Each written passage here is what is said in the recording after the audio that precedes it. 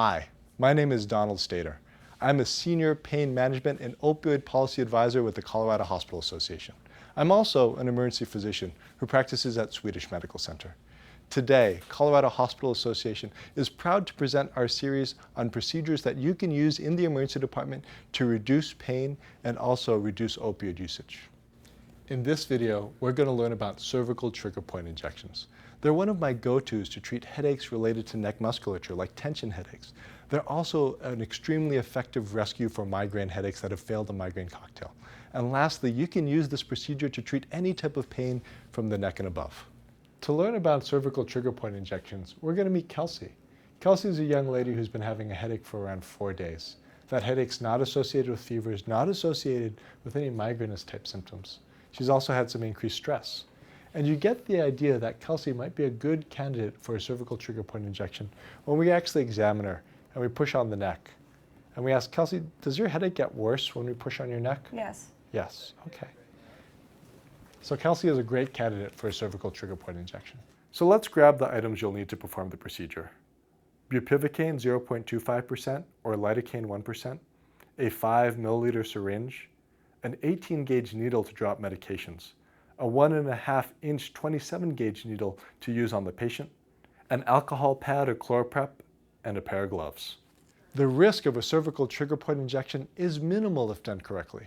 They include allergy to the medication, localized skin reaction or infection, and if done improperly, injury to the lung apices or vasculature. These should be discussed with the patient prior to performing the procedure and either verbal or written consent obtained. So you draw up your Marcaine and place the long 27.5 gauge needle on your syringe. To perform a cervical trigger point injection, you'll position the patient with their head facing forward. Kelsey, can you just look straight like that for me? If there's hair, it's helpful if they put it in a ponytail, but you can also hold it away. Now, you're trying to inject right around C5. So right here is T1 when you feel that big prominent protuberance, and you basically go up with one or two cervical vertebrae. So right there is our area that we're going to inject in. You feel the vertebra in the middle, and we're going to inject both sides in the paracervical musculature. Okay? You're going to clean both sides.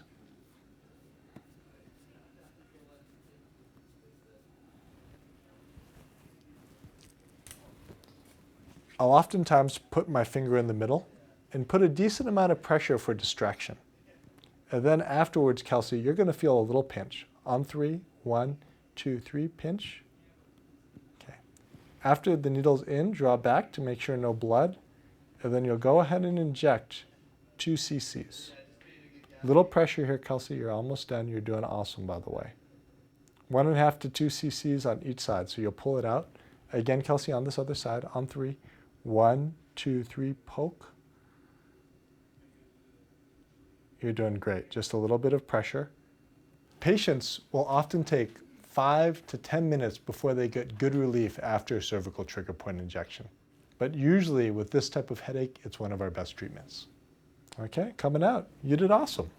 As you can see, cervical trigger point injections are easy to perform and are a great adjunct for the treatment of headache, neck pain, and facial pain.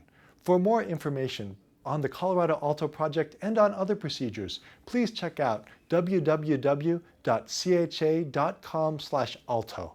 And finally, on behalf of the Colorado Hospital Association, thank you for the care that you provide your patients.